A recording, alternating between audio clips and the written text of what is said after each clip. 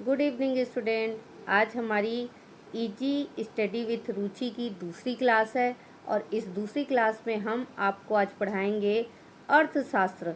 अर्थशास्त्र में देखिए, अर्थशास्त्र को समझने के लिए इसे दो भागों में बांटा गया है। एक है व्यष्टि अर्थशास्त्र और दूसरा है समष्टि अर्थशास्त्र। तो आज यहाँ पर हम आपकी स्क्रीन पे दिखाई दे रहा होगा व्यष्टि अर्थशास्त्र के बारे में पढ़ेंगे।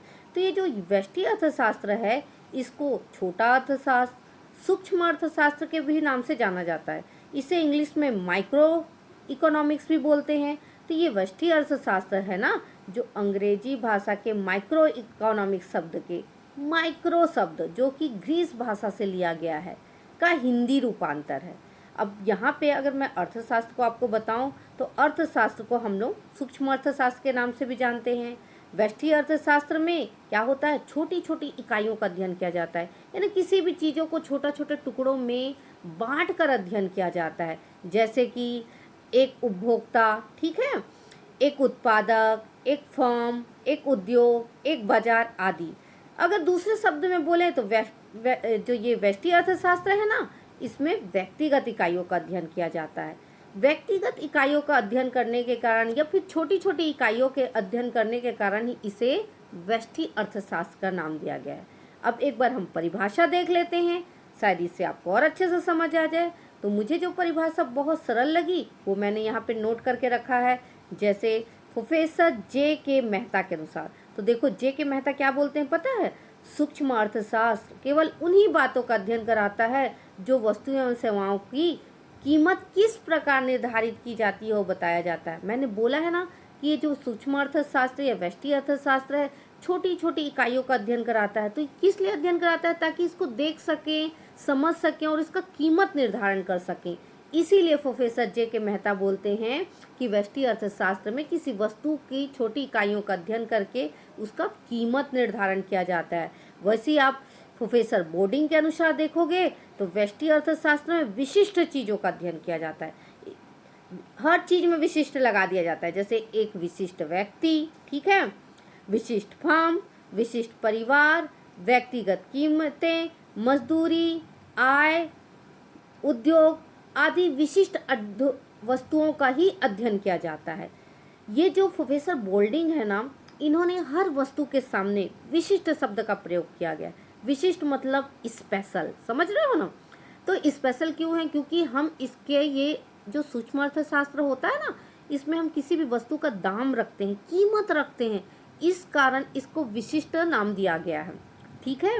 अब अगर आप लोग को फिर भी समझ नहीं आए तो इसकी विशेषताएं देख लो। ये विशेषता को आपको पता है लक्षण भी कहा जाता है।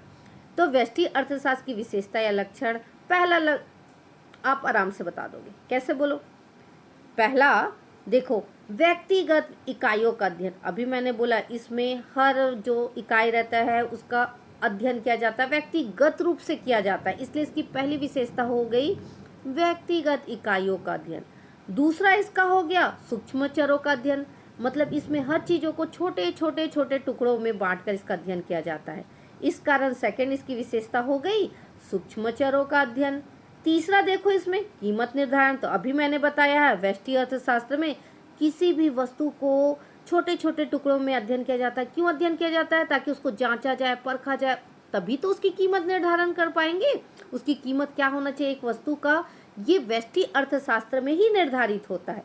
इस कारण इसे कीमत निर्धारण का सिद्धांत भी कहा जाता है व्यष्टि अर्थशास्त्र, आप भूलिएगा मत। उसके बाद चौथी विशेषता देखिए इसकी, पूर्ण रोजगार की मान्यता। आपको पता है बच्चों पूर्ण रोजगार क्या होता है। पूर्ण रोजगार मतलब अपने समाज में जितने व्यक्ति रहते हैं ना, सबके पास रोजगार होता है, सबके पास नौकरी होती है। ये व्यष्टि अर्थशास्त्र में बोला जाता है कि हम मान लेते हैं कि हमारे समाज में जितने व्यक्ति हैं जो रोजगार के योग्य हैं, उनके पास, सारे लोगों के पास में रोजगार हो। इसी कारण व्यष्टि अर्थशास्त्र को पूर्ण रोजगार की मान्यता पर आधारित सिद्धांत के नाम से भी जाना जाता है। मतलब ये अर्थशास्त्र में ऐसा काम किया जाता है या ऐसी चीज़ों पर ध्यान दिया जाता है जिससे हमारे समाज में रहने वाले समस्त व्यक्ति हैं, जितने व्यक्ति हैं, सभी के सभी को रोजगार प्राप्त हो। ठीक है। पूर्ण रोजगार का मतलब यही है कि सभी को, जो भी नौकरी करने या काम करने के लायक हैं, उन सभी को रोजगार प्राप्त हो। तो ये था आज हमारा व्यष्टि अर्थशास्त्र। आप लोग को अगर समझ आया होगा तो बिल्कुल वीडियो को लाइक कीजिए और प्रमोट भी करिए, ताकि मैं आपको अच्छे से अच्छा वीडियो लाकर दे सकूं या बना सकूं। मेरे को प्रोत्साहित करिए, ठीक है। और अगर आपको कुछ क्वेश्चन करना है तो इस वीडियो के नीचे कमेंट बॉक्स में आप जाकर क्वेश्चन कर सकते हैं। वैसे मैं एक चीज़ पूछूंगी आपसे, एक क्वेश्चन मेरा भी रहेगा, आप इसका आंसर करिएगा। जो व्यष्टि अर्थशास्त्र है इसको सर्वप्रथम किसने खोजा था? मैंने आपको बताया है, नहीं बताया है? अगर नहीं बताया है तो ढूंढिए और कमेंट में बताइए। मैं आपको नेक्स्ट वीडियो में या इसी वीडियो में कमेंट पे आपका आंसर करूँगी, ठीक है। चलिए आज की क्लास, धन्यवाद, थैंक यू।